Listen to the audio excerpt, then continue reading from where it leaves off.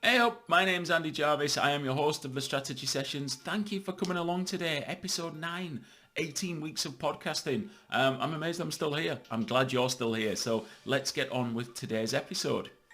Before we get started, I just want to say thanks once again to Moyi Coffee. If you're watching on YouTube, you can have a look at the beautiful pink packaging. If you're not watching on YouTube, that's what a couple of kilos of coffee sounds like.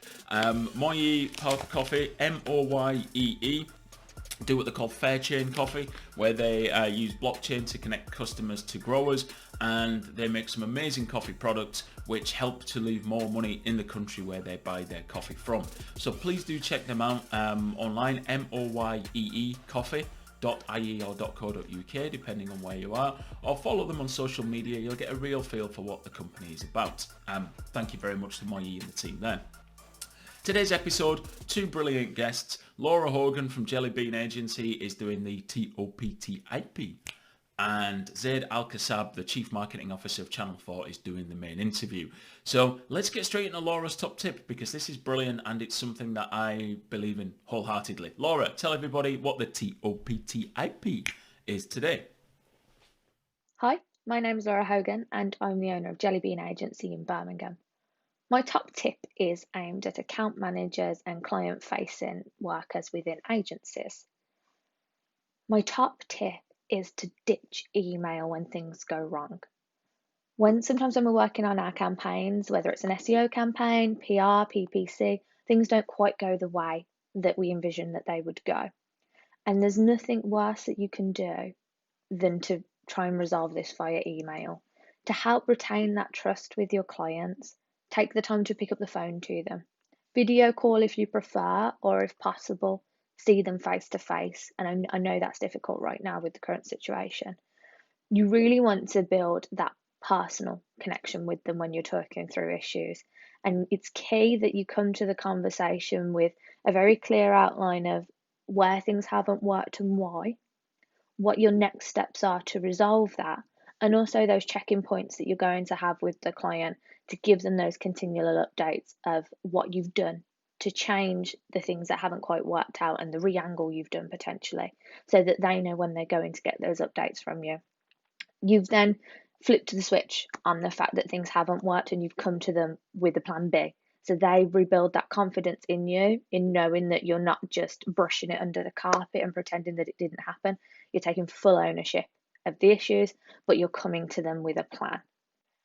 Clarity, honesty, and full transparency. That's my tip. Laura, thank you very much. Ditch email. I mean, brilliant. I just agree with it. That's all. I was asked when I was a guest on another podcast recently, what do you think? What skill do you think most marketers are missing? And my answer was the ability to use the telephone. I think with the abundance of Slacks, emails, WhatsApps, whatever it is to contact people, we just miss this ability to sometimes pick the phone up and ask a tough question, ask an obvious question, or build a relationship with somebody. So is it a superpower? Yes, I think it is. Pick the telephone up and talk to people somewhere else. So Laura, thank you very much for the T.O.P.T.I.P.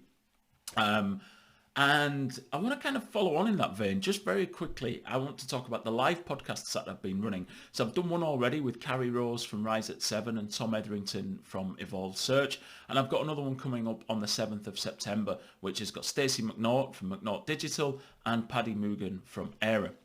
These are based at people who work in agencies. Now, if you don't work in an agency, stick with me. This is only going to last a minute or two. And there's also some things in there that are relevant to other businesses. But in the first one, I asked Carrie and Tom about their growth plans and about how they've managed to hit that great growth. And there was a lot of interesting things in there. But the thing that stood out that is a real challenge and real thing that helps them grow is getting the right people. And they talk about relationships with clients and they talk about getting the right people to work in the agency. Now, I'm sick of telling people that I think marketing is a people discipline. It's about understanding our audience and customers, but it's also about understanding your clients. So if you're in an organization, in-house, it's about being able to influence and work with the teams that you've got there to bring things to life. So marketing is a people discipline. That really came out for me there, and it really came through from Laura's top tip as well. Next up, Stacey and Paddy. Paddy said to me in an email, said, I think I'm going to treat this like therapy. Era, fantastic agency, does brilliant work for their clients, was hit, I think, relatively hard by the coronavirus pandemic. So we're going to talk about how they grew, how they've been impacted and what their plans are coming back. But we're also going to look at how agencies can grow and what you might learn for your agency too. So if you are interested, go to the website. There's a link somewhere around wherever it is you're watching or listening. But my website is eximomarketingstrategy.com and go to /live and you can sign up for a ticket there. Completely free, but you do need to register for a ticket. Monday the 7th of September, 12 till 1 p.m. Get your sandwiches, get your coffee, whatever it is, come and sit and have a listen. It'll be fun, it'll be entertaining, it'll be live, it'll be a bit bumpy, there might be some swearing, who knows, just tune in, it'll be great fun. Right, onwards to what you came for. This is the interview with Channel 4's Chief Marketing Officer, Zaid Al-Qassab. I'm not going to give him a big intro. I don't think he needs one. And we talk a little bit about his background and where he's worked and some of the other stuff he's been involved in. Let's just start listening to Zaid because most things that come out of his mouth are worth listening to. So here we go. Today on the strategy sessions, I am joined by Zaid Al-Qassab. Zaid is the CMO, the Chief Marketing Officer at Channel 4. Zaid, welcome to the show. Hello, Andy. How are you doing? I'm not bad at all, thank you. Not bad. How are you surviving lockdown? Well, I'm lucky enough to live in a nice house with a garden, so I've got it a lot easier than other people. I feel really sorry for people stuck in high-rise apartments in the centre of the city, not being able to get out, but I'm surviving. Yeah, surviving and going through. And how's Channel 4 doing during lockdown? It's been a time of huge increased TV viewership in certain times and places. How's it going at work? Well, I mean, it's a story of two parts, really. On the one hand, viewing of TV broadcasting is up massively, and Channel 4 is leading the way in that, with huge rising in viewers, especially young viewers. So we're really happy about that. On the other hand, like most businesses, we've gone through a period when revenue took a bit of a dip because our revenue is nearly all from advertising, and a lot of advertisers didn't know what the state of the world was and slightly reduced their advertising for a while, but that's coming back now. So hopefully we've got a rosy road ahead. Brilliant. And tell me a little bit more about Channel 4. It's a public service broadcaster, which some people may or may not know what that means. So can you explain that for me? And after that, what role does a PSB have in a world where everybody seems to be talking about Netflix or YouTube or Disney Plus? Does Channel 4 still have a role to play? Oh, great questions. Well, the technical answer on what a public service broadcaster is essentially the government, or on a day-to-day basis, the regulator, which is Ofcom, has an agreement to give some of the spectrum, some of the ability to broadcast to certain organisations in return for them fulfilling some obligations for the public. The most obvious of those is providing news services.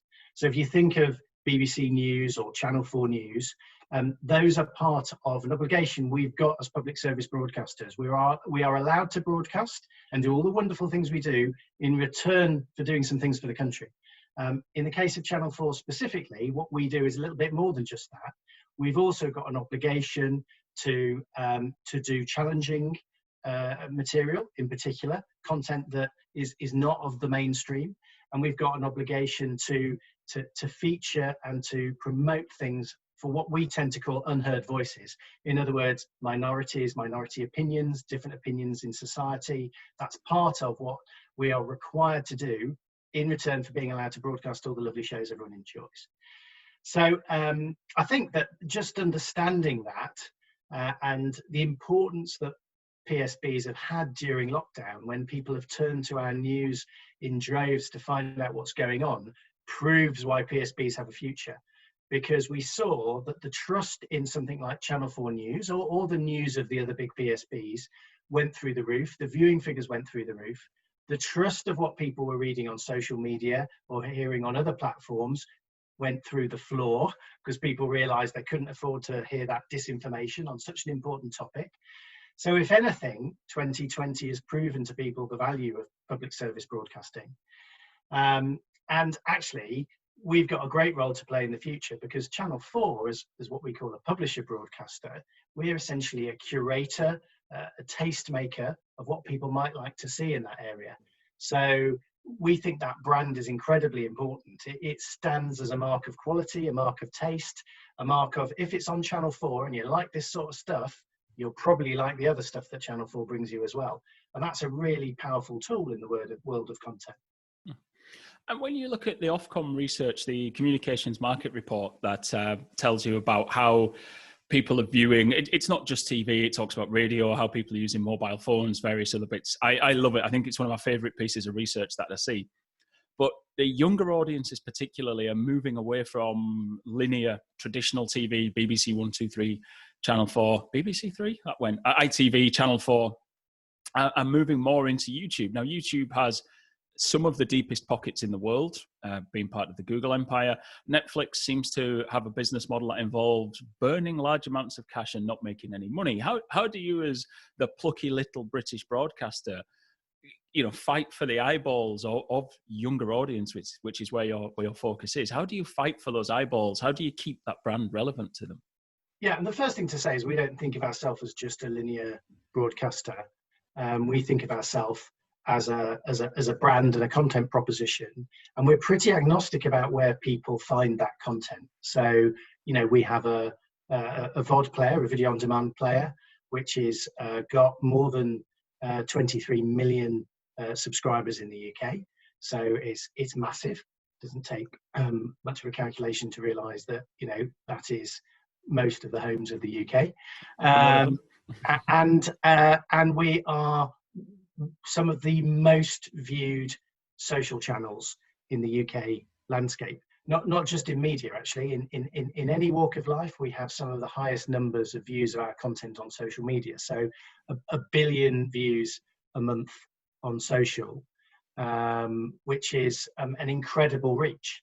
So we are quite happy for people to reach us and engage with our content in lots of different places. That's more complex than the world used to be, but that's absolutely fine. That leads me into a question about one of my favorite subjects, about brand management.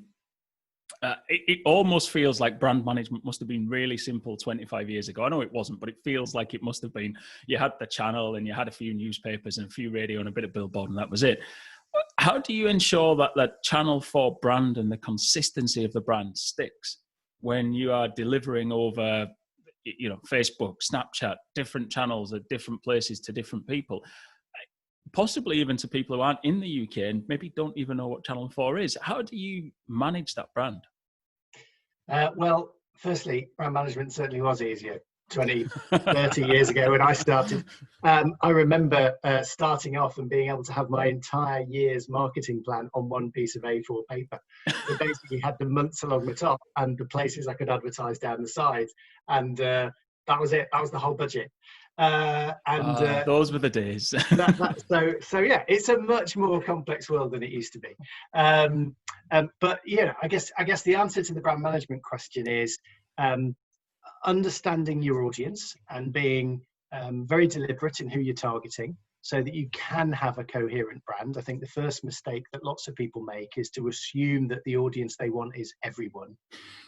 It's a lovely idea, and I've heard people say it, who work in marketing. Well, I don't want to restrict myself. I'd like to sell our product to everyone. It's a lovely concept, but unless you're selling bread or milk, it's pretty hard to do that, because you need to have a proposition that people understand so that they want you or come to you, or in our case, seek you out, to watch you. So understand who your audience is, and then understand what your brand stands for in their eyes. Channel 4 is all about challenge, right? It's all about alternatives to the mainstream, and it's all about diversity, but diversity of the people who appear in it, and diversity of the thoughts and the concepts and the sort of programming that it brings up. It's got a certain youthfulness. It might appeal to people of all ages, but it's got a youthfulness about it. So we're quite clear on what Channel 4 is and stands for. And then, of course, you turn that into some executional things you're consistent in. You choose what they are. I often give the example that if you go in a Morrison's supermarket, you're always confronted with this area when you first walk in called Market Street. It has all the fresh food, the fresh vegetables, like a little fishmongers and so on. That's a key part of their execution of their brand. So you're reminded that they're about freshness. it isn't in itself their brand, but it's a lovely example of bringing it to life in execution.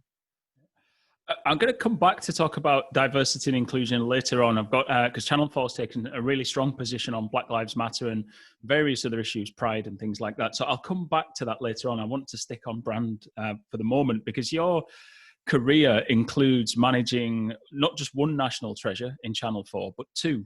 You were at BT before this, which included, well, maybe not just two, because that included EE, the BT brand, PlusNet, OpenReach.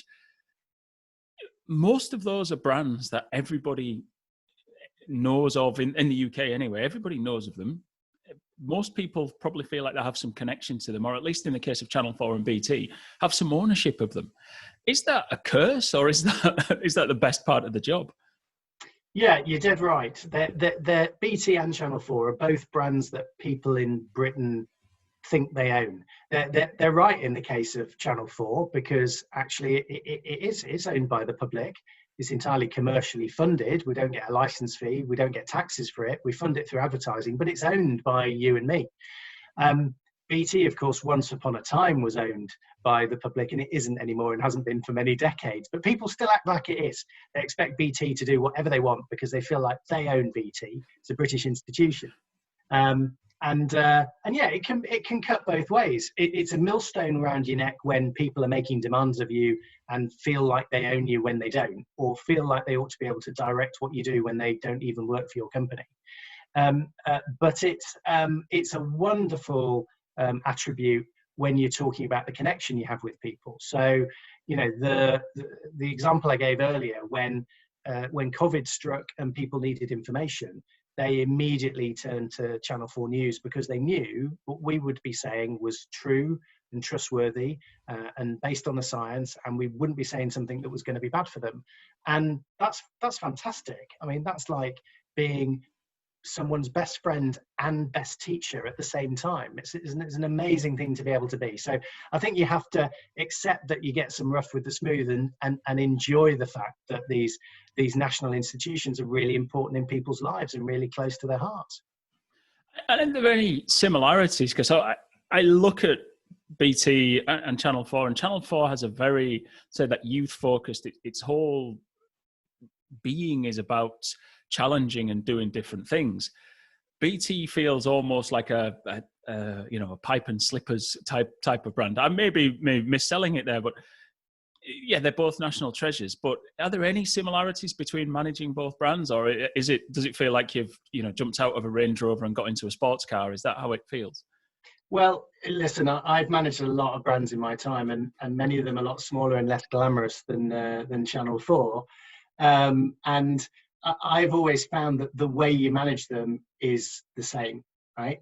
You understand your audience really well, you define your brand really clearly, and then you stick to it. You try to do new products and communication and orient everything that you have. I mean, you might have retail, or you might have online estate, or you might be a business that's in a constantly changing mode of new innovation. It doesn't matter. It's all got to fit with the target audience and the brand positioning you've chosen. And that's how you build a brand over time. So in terms of what I do as a CMO, I could say it's not terribly different what I do. I try to get an organization to understand that and operate that way. In terms of the positioning of the brands, I don't think there are that many brand positionings in the world, really. And yes, you're right. These two brands, two great British brands, have some things in common: the level of trust in them and the level of ownership people feel. But in terms of some of the other attributes, they're kind of almost opposites. BT is trusted because it's massive, an establishment, and everyone knows everything about it. And Channel 4 is trusted because it's known to be a challenger and youthful and trying to change what the establishment thinks. And so in that sense, they're opposites, yeah.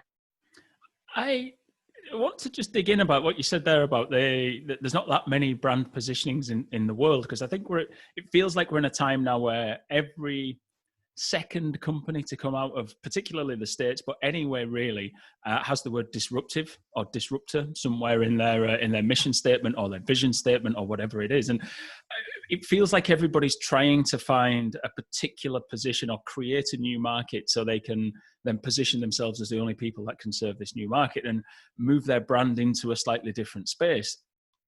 Is that just rebadging stuff that's already happened in your view, or is it general? Is there really disruption going on? I hate that. I mean, yeah, and having spent some time working in a startup environment as well, I have come to the conclusion that most of the genuine disruption is either a total technology breakthrough that no one else could have envisaged and suddenly puts you ahead of everyone else, which, by the way, even if you patent it, eventually people find ways of catching up. Or it's a distribution disruption, really. It's certainly not a brand positioning disruption. But if you look at what Amazon is, it's a distribution disruption. If you look at what Uber is, it's a distribution disruption, right? It's still got the same men or women driving little cars down the street to take you from A to B. But it's changed the way it distributes that service.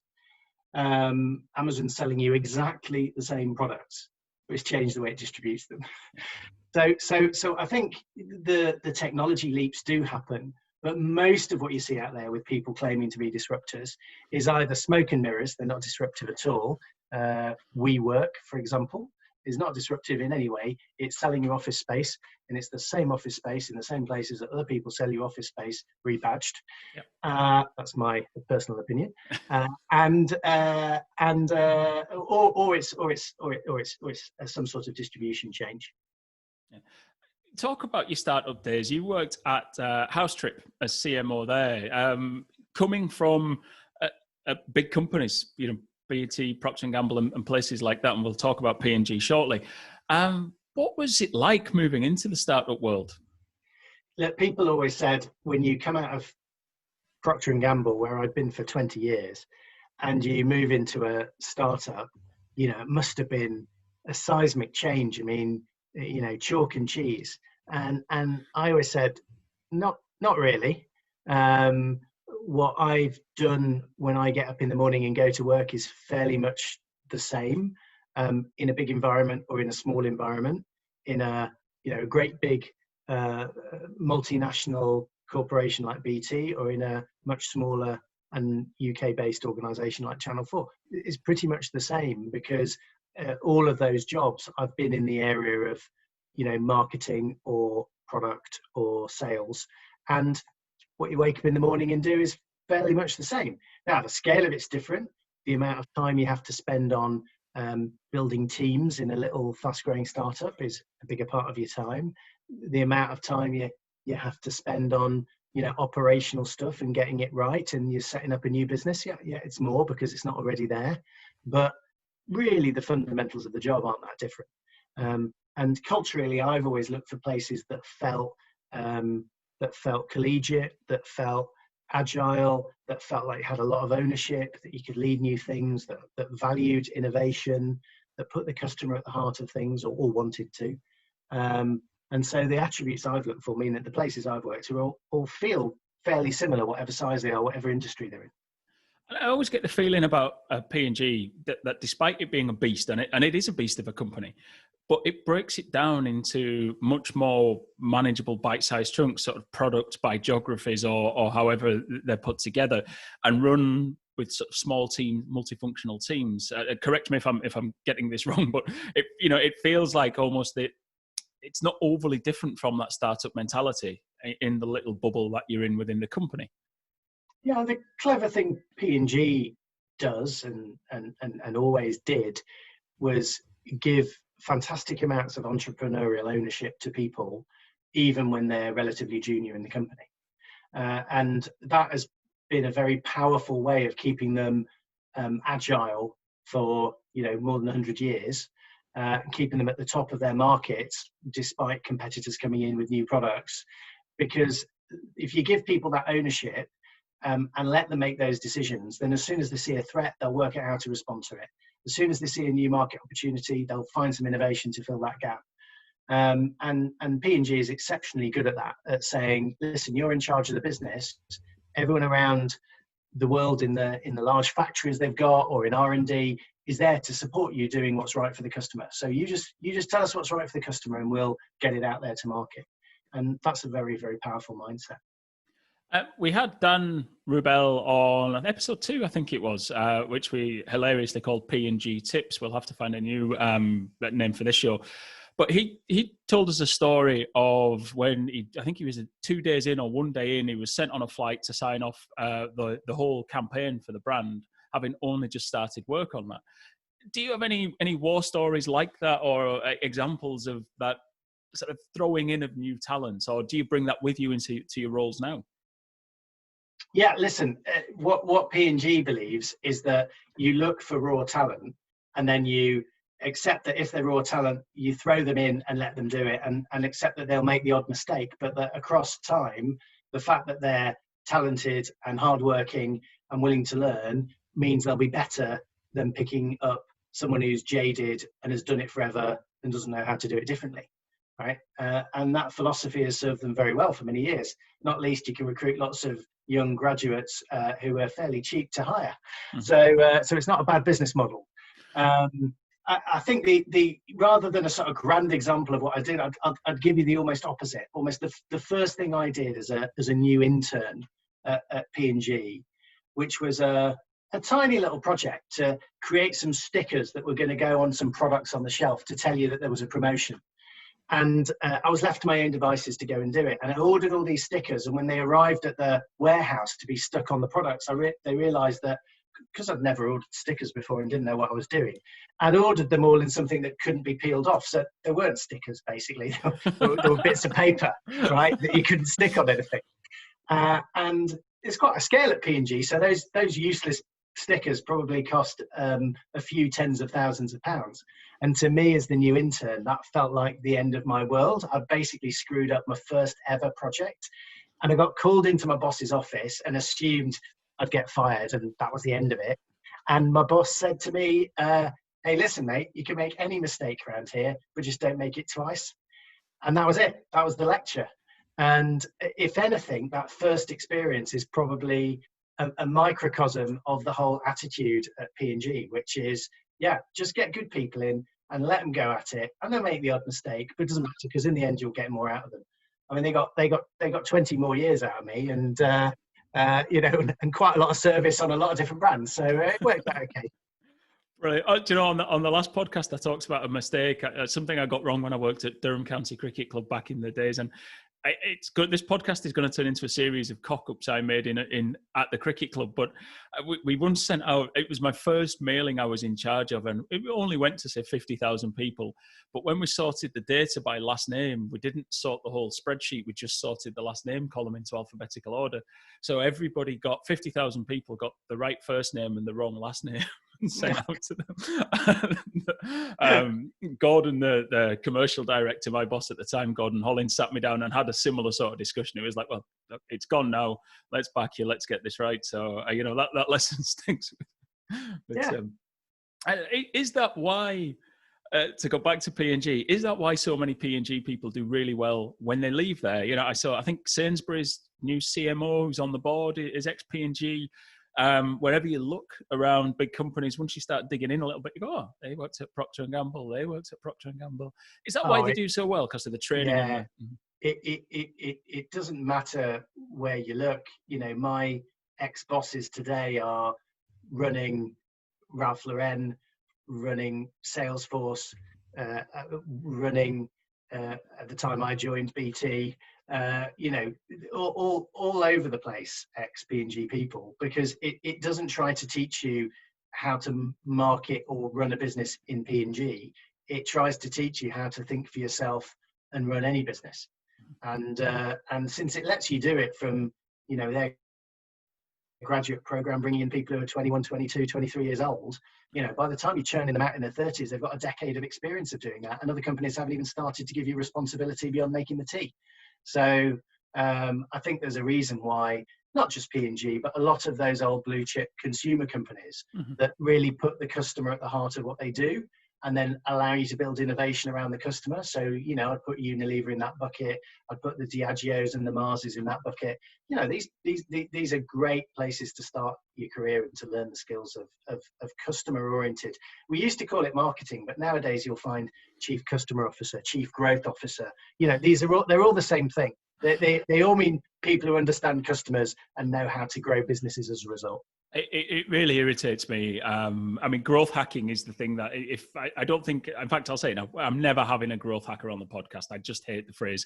But yeah, we love to rebadge things in marketing, don't we? You know, it's the same thing. We'll just give it a new shiny name because we think it sounds cooler. But you finished your time at P&G as managing director of the health and beauty division for the UK and Ireland, which sounds like a grand job and sounds like it's not very marketing focused. Was it a marketing role because it's a marketing company, or how had your daily life changed? Yeah, it's a really good question. I used to say to people who ask me about the job, if you could look inside, you know, if I did timesheets, if I was paid by the hour, which thankfully I wasn't, and I did timesheets, you'd have looked at them and thought, this person is spending almost all of their time on people. They're probably in HR, aren't they? And there would be a little bit of process re-engineering thrown in. So maybe I'm in the supply chain or running a factory or something. And you wouldn't have thought for a minute that much of it was about marketing or sales and marketing, which is the core of what it is. But the truth is that that P&G believed in investing in people and getting the processes right so that people can just be liberated to get on and do stuff, and it'll happen automatically, and they can change direction and achieve what they need. And so by the time you're sort of running one of those big groups, you're spending most of your time helping people, advising people, reorganizing departments, changing the processes for things so that everything happens faster or quicker or more reliably or at less cost. So yeah, it's a funny old world, but at the heart of it was still, we're doing this to do whatever is right for the customer. Whatever the insight or the data says people want or need and will pay for or will pay more for, that's what we're doing it for.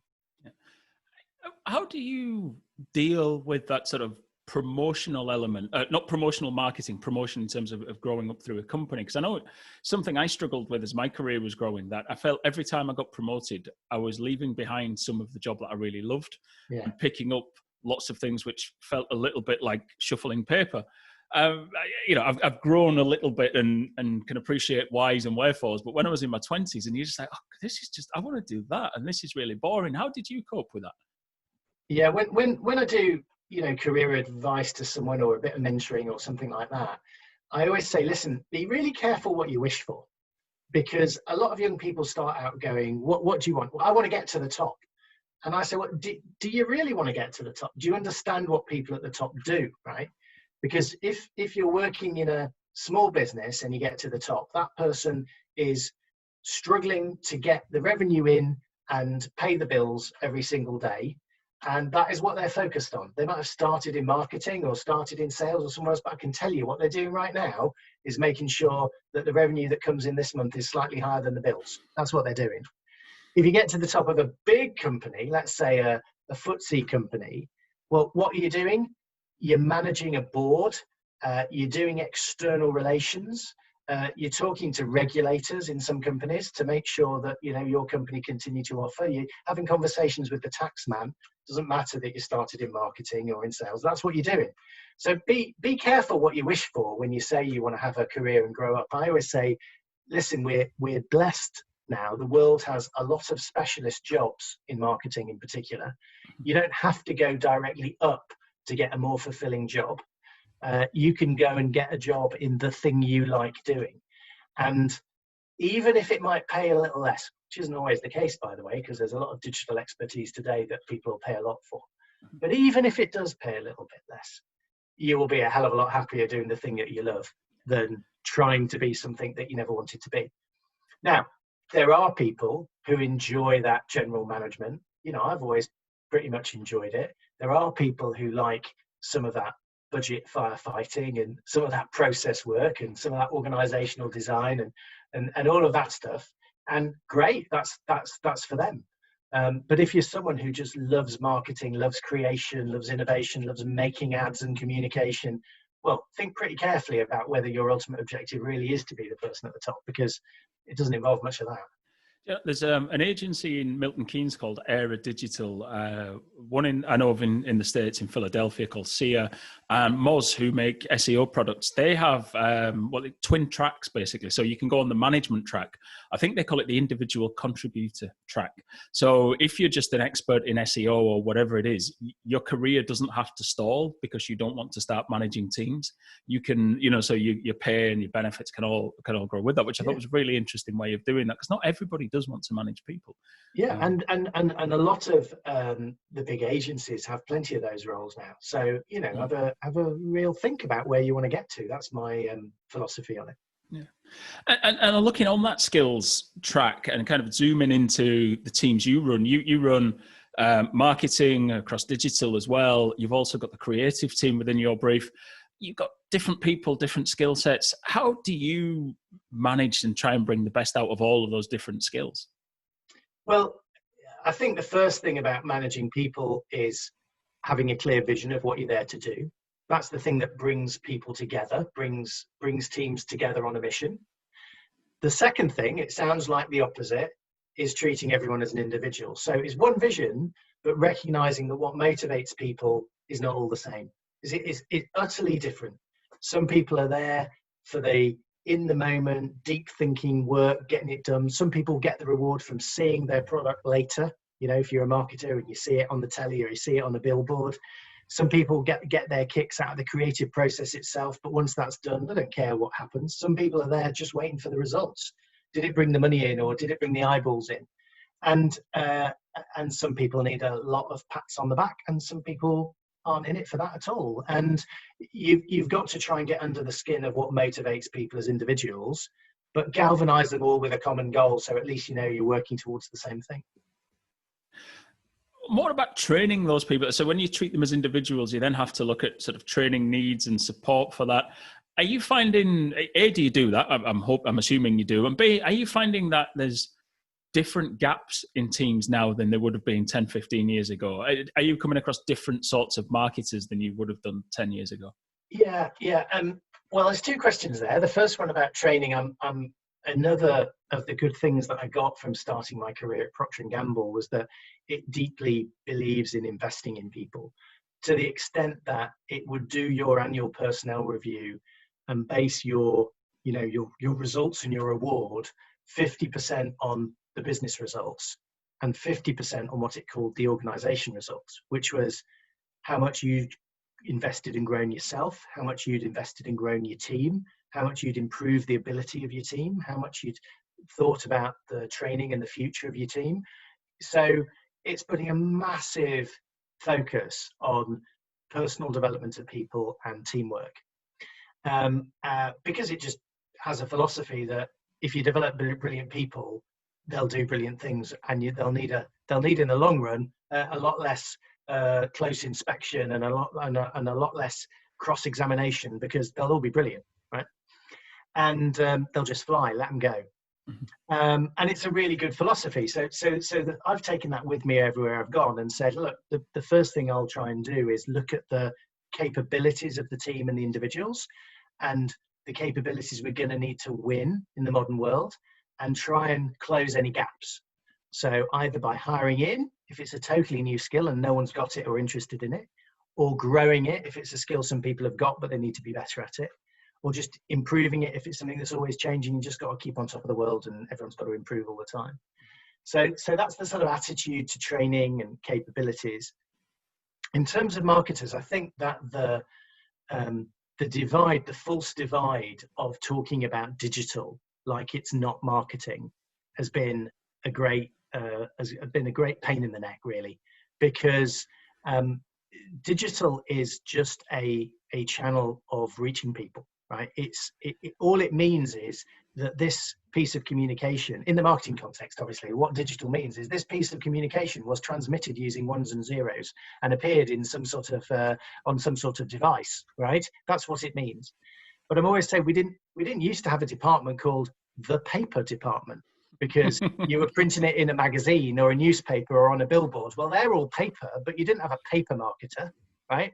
And you don't need a digital marketer. You need a marketer who understands that in today's world, a lot of the ways you reach people are digital. Yeah. I'm not saying there aren't specialisms in digital. Don't get me wrong. Please don't write in. Of course there are. There are specialisms in everything. But the art of marketing is not about digital. It's about understanding your customer, understanding your brand, finding the right way to reach them. It's the same old skills, right? Now, that has caused a problem in the talent that's out there, because there are people out there who think of themselves as digital marketers who know one thing really well. You know, I'm brilliant at SEO, or I'm brilliant at, paid for a search.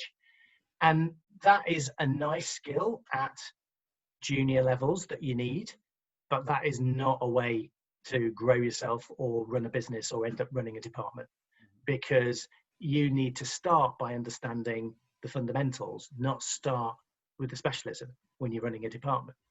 And that has made it difficult. And I'm not saying that the old world marketers who don't understand digital are any better. They're at least as bad, right? If you understand how to do the old world, but you haven't realized that the rules of the game are reaching people wherever they want to be reached, however, whatever device they're using, then you've missed a big piece of the puzzle as well. And I think that sort of divide between the left brain and the right brain marketers is a problem, because the truth is human beings are both left and right brained.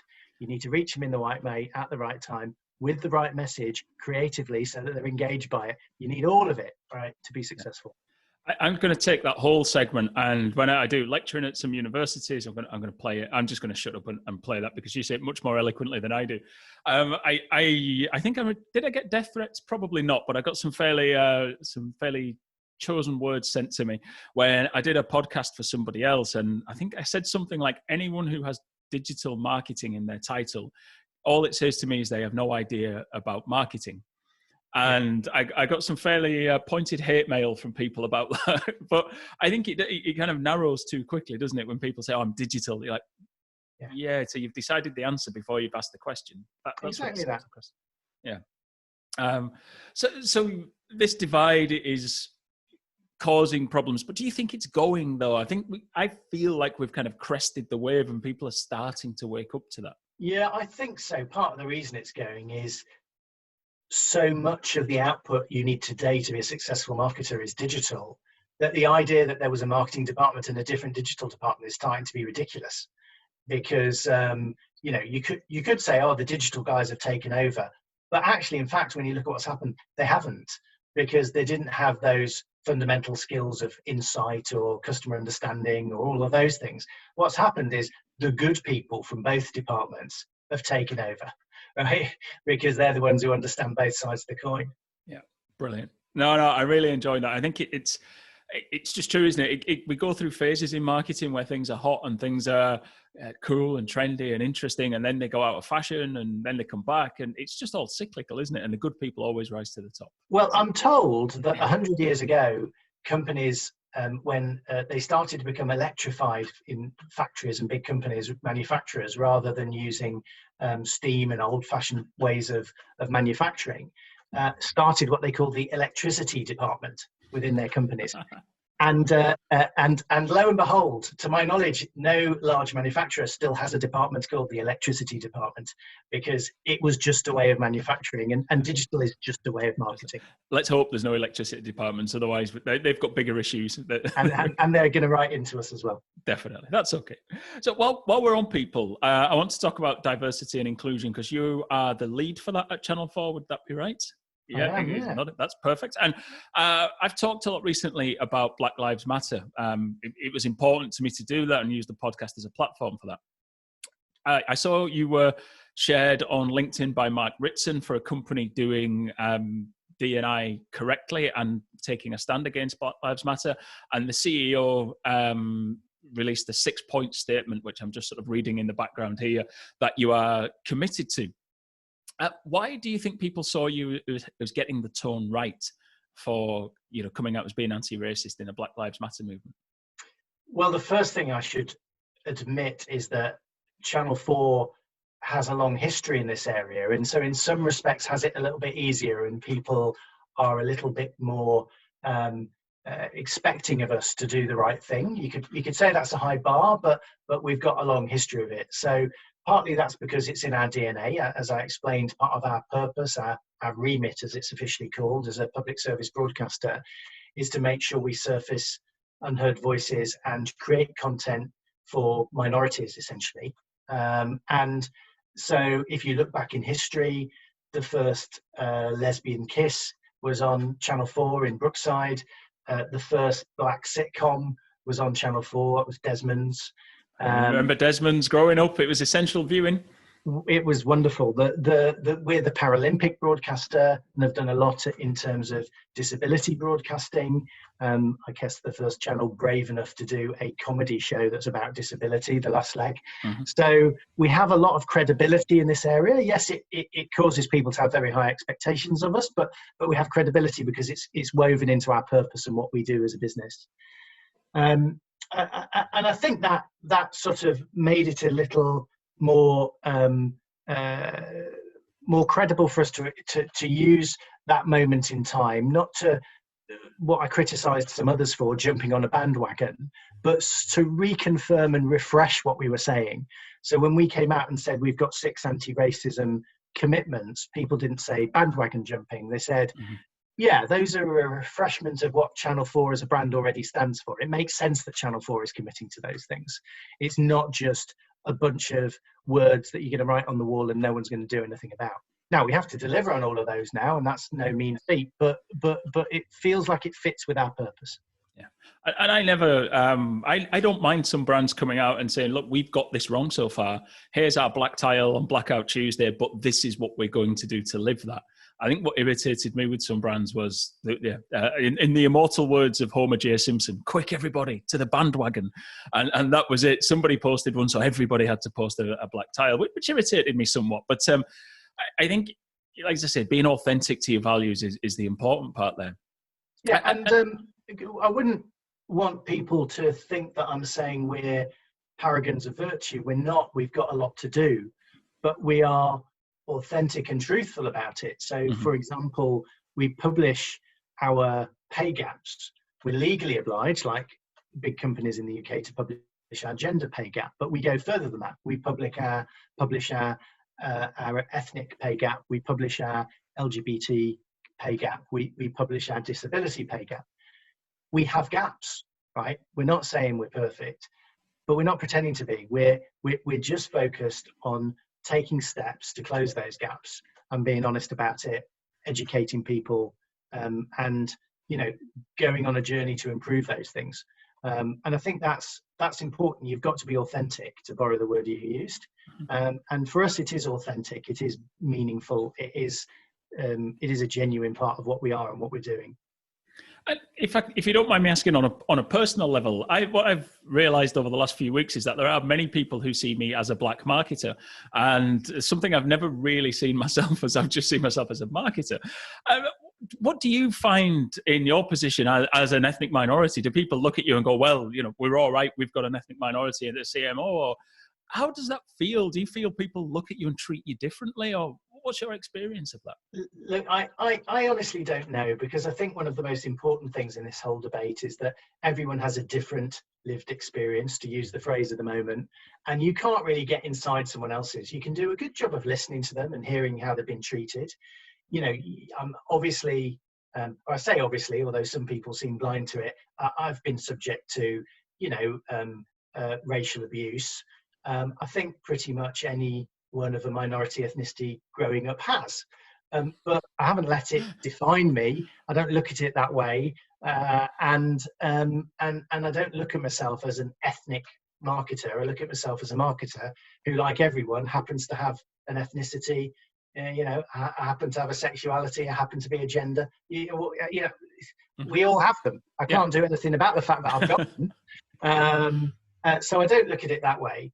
And I'm very conscious that we use a lot of shorthands. So, the most prevalent one in the ethnicity and race discussions being, BAME, Black, Asian and Minority Ethnic, which is the UK nomenclature of the moment for describing it. it's a really imperfect phrase because it doesn't really summarize the massive variation of experiences and races and ethnicities, in that bucket. But it serves a purpose to sensitize people to the fact that not everyone in this country is white, and that some of the people who aren't white might have had slightly different experiences, and not all of those experiences are pleasant. Yeah. I do love the grouping of, like, the black community is my favorite phrase at the minute. I think of me, my brother and my dad as we're all in this black community, and we couldn't agree on, the color of the wall behind me. We have such different views on so many different subjects, yet people go, oh, the black community says this. Do we? Really? Yeah. And it's funny to define people in such a single dimensional way, isn't it? Because, you might have something in common with a black person in London who's 70 years old, and nothing in common with a black person in Liverpool who's 25. It's not because of their age or their colour or where they live. It's just because we're all different and have different attitudes. It's a really funny thing to bucket you together. Yeah, definitely. And speaking of backgrounds as well, we're kind of moving off ethnicity slightly, but I spotted in your bio you studied at Oxford University, and I read that you'd studied personal protective equipment, and I was looking, really? And then I looked again, and it was philosophy, politics, and economics. Do you feel that you missed out not studying marketing at university, or did you get enough of a grounding once you got into P&G that wasn't a problem? Yeah, and I've noticed a lot that people think my degree in PPE is incredibly amusing, since we all learned a new meaning of it in COVID. And actually, it would be a lot more useful, wouldn't it, today? No, I mean, I've worked with marketers from all different backgrounds. P&G took the philosophy that it would hire anyone who was keen on doing the job and who was clever and good, and it didn't matter what they'd done. So consequently, they had engineers and historians and mathematicians and English students doing marketing, and it really didn't matter. And I've always had that philosophy ever since, which is, no, it matters if you understand how to put customers at the heart of things, if you understand creativity and the creative process and you're really into it, and if you understand running businesses, that's enough for me. I don't care what you studied, and I think most of us find that what you studied at college has fairly little bearing on most of your day-to-day job anyway. So yeah. Okay. I'm aware of the time, and we're sort of running out fairly quickly, but there's a couple of things I wanted to ask you. Firstly, you sit on a couple of boards. You are on one of my favourite organisations, the Advertising Standards Authority, who I think do tremendous work, and you're also on the board of trustees at WaterAid. The ASA have been doing their work for over 50 years now, isn't it? And legal, honest, decent and truthful, which I don't think is officially used anymore, but is still one of those phrases that is just the best. Legal, honest, decent, truth covers it. I love it. What's that like? Do you still sit with the ASA, and how does that change? What's the pressures you get from doing that? Yeah, I mean, that's probably the most rewarding thing I do in life, because it combines my love of advertising with a chance to do some good for society. In ensuring that the industry I work in and care about is kept honest, and does the right thing by people. And that's everything from making sure people don't make claims that are untruthful, that mislead people who can't afford it into spending money on products that they never needed. That's important. But also some of the more proactive stuff we've done. So last year, changing the gender stereotyping rules so that harmful stereotypes aren't permitted in advertising, so as not to reinforce some of the negatives in society. So, you're doing some good whilst contributing to the industry that we work in. It was interesting. I have a little Facebook group for clients, and that change was probably one of the most debated things that we had about, does marketing lead, or does it reflect what happens in society, and certainly on an advertising perspective. So it was interesting to hear that you were part of that, but it's been seen as a broadly positive move, has it? Yeah, I think it's been seen broadly positively. I think it caused a lot more controversy than it need, because people failed to realise the word harmful in the sentence, saying that we wouldn't have harmful stereotypes. It didn't say you can't show a man doing DIY, which is fairly stereotypical. It only said you couldn't do it if it was done in a harmful way. So if that man was doing DIY because he said to his wife, "Oh, I'm sorry, because you're a woman, you can't do this," that wouldn't be allowed, right? And actually, when you explain to people that's what the change was, most people go, well, that's right, because although advertising reflects society, we don't want advertising being used to reflect the ills in society all the time. Mm-hmm. That's not such a big deal when you think of it like that. Yeah, brilliant. Well, as we get to there's a couple of questions I always ask every guest. The first one is about reading and books, or blogs, or places you go for staying on top of marketing or just business generally. Any recommendations for the listeners? Oh yeah, I love recommending books. So what I always say to anyone who wants to be a successful marketer is that for a start, they need to understand the principles that are in Daniel Kahneman's Thinking Fast and Slow. It's a difficult book to wade through because it's actually quite an academic book, and although it's written in a nice penguin paperback, but if you start it and get the principles, and at the point you get bored, you can put it down, that's fine. By then you'll have understood how people make decisions, and that's really critical. If you want a more pop science version of that, to think about human beings and their behavior, then Daniel Ariely, whose book, which I think is called Predictably Irrational, is a much more populist version of some of the same stuff, and taking you into behavioral science and behavioral theory and how people make decisions and the things that really drive people. I think that's really important in the modern world to understand in marketing. And, you know, if you want to understand society and culture around at the moment and the state of the world, I think Factfulness, which is a very popular bestseller, is a great place to start. And Bobby Duffy's sort of take on that, which is called The Perils of Perception. So those are 4 books that are all loosely in the area of behavioral science, behavioral theory, understanding how human beings behave and make decisions. If you then want to get into, okay, but that's all, you know, insight basics, how do you really understand how advertising works? Then, of course, the long and the short of it, Field and Binet, which is a very, very famous IPA-backed paper explaining how advertising works. It's a few years old. It's often been revised. There are some newer versions of it, and there are some new papers they've added on top. But you've got to start with the long and the short of it, because if you don't understand that, then you don't understand anything about how brands are built and advertising works. Yeah. I love the long and the short of it. I think it's actually behind a paywall to get the whole thing, the whole bit of research, but there's a website with various bits. So I put links to all of those in the show notes, so you can look around wherever you're listening or watching, and there'll be a link there. You can click it and take it from there. So the last question I always ask is, what question were you expecting me to ask that I haven't? Yeah, you're not going to ask me about my desert island discs. Well, I can't. What would your desert island discs be? I've always wanted the opportunity to tell people that if I went to a desert island, I'd like to take Stevie Wonder's Superstition with me. Is that okay? Can I make that request? You can certainly make that request, because it's an absolute banger. So in that case, that's fine. I think that's a good place to end. Absolutely love that. Do you know, I've just remembered one question I was supposed to ask you and I've forgotten. I'm sorry, I know we're running out of time, but just tell me about the Complaints Welcome Award, because it's just won a stack of awards, and I was supposed to ask you so you could shout out the team who were behind that.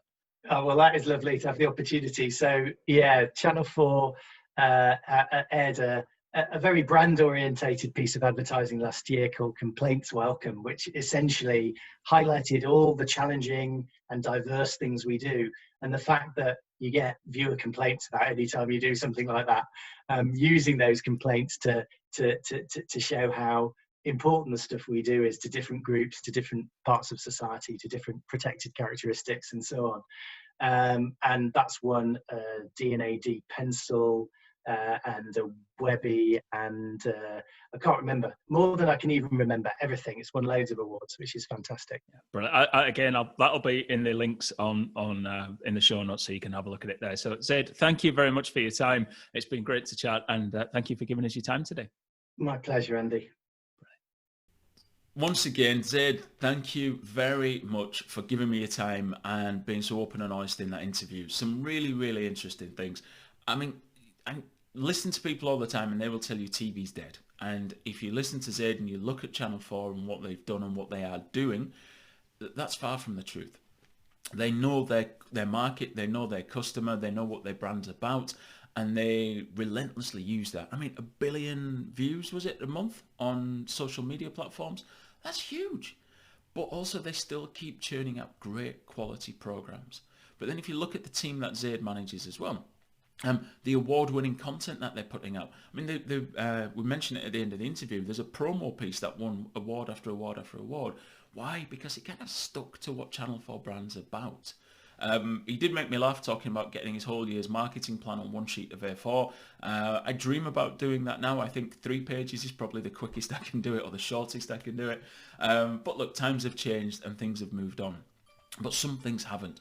Understanding your brand, understanding what it's about. Some really interesting stuff there about skills and lessons learned.